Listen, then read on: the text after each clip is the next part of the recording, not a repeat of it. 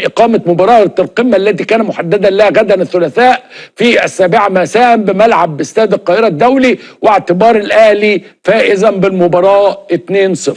مبروك. يعني ما، وعلى فكرة أنا يعني وضعنا في الدوري ما كانش مشجع جدا، يعني ما كان طبعا الديربي بتاع الاهلي وان احنا نكسب الاهلي كان ممكن يبقى رايح جاي وبتاع، دي ليها تاريخ اخر غير تاريخ انك تاخد الدوري او ما تاخدوش.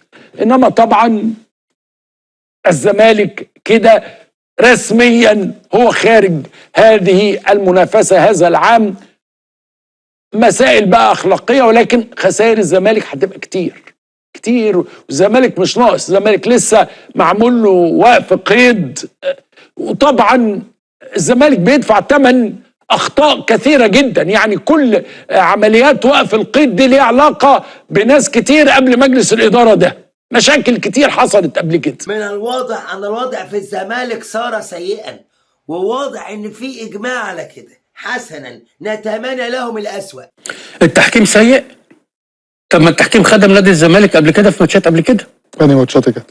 لا انا مش متذكر انهي ماتشات. خلاص لا معلش ما تقاطعنيش لما بتكلم. لا ما هو كان بتكلم على الزمالك هتقول ما لا بعد كده خد انت وقتك واتكلم زي ما انت عايز. طيب خلاص. والزمالك ما بيتكلمش التحكيم خالص. دي حاجه. الحاجه الثانيه النهارده قول اللي انت عايزه يعني بعد ما خلص بس الراجل طرحه.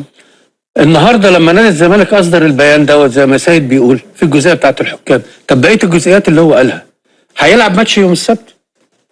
هيلعب ماتش يوم السبت. الموقف ايه بقى؟ موقف ايه؟ موقف نادي الزمالك هو حر. موقف اتحاد الكره ايه؟ اللائحه، طبق اللائحه. ايه هي؟ حسب ما هي موجوده. ايه هي؟ طيب انهي لو لعب ولا ما لعبش؟ لو ما لعبش لا الزمالك هيلعب.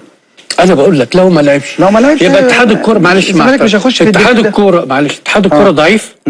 رابطه الانديه ضعيفه. لان لغايه النهارده ما فيش عقوبات صدرت على نادي الزمالك غير ال3 بونت او ال3 بونت بتاع اخر الموسم.